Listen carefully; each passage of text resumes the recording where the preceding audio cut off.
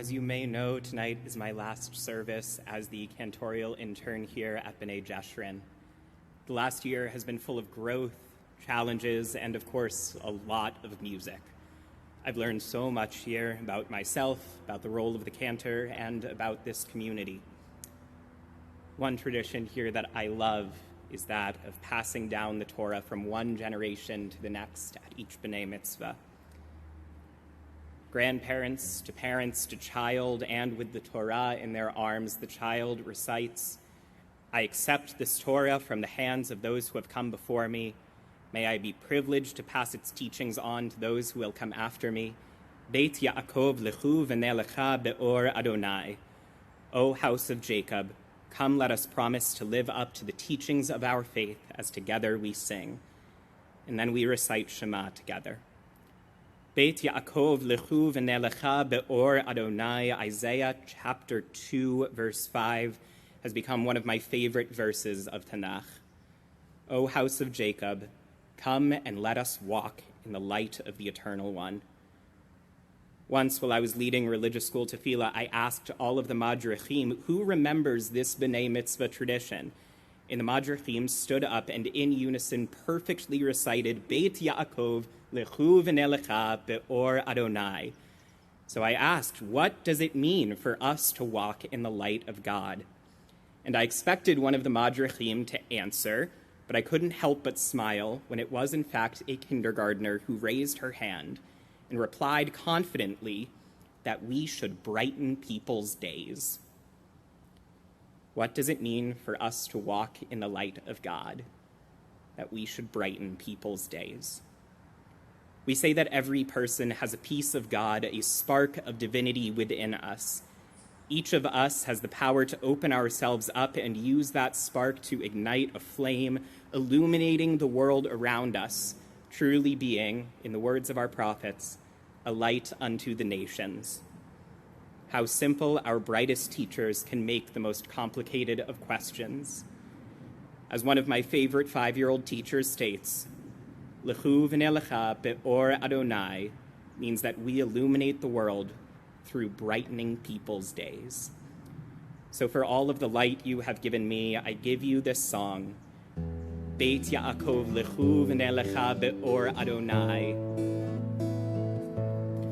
Lechu, lechu, lechu.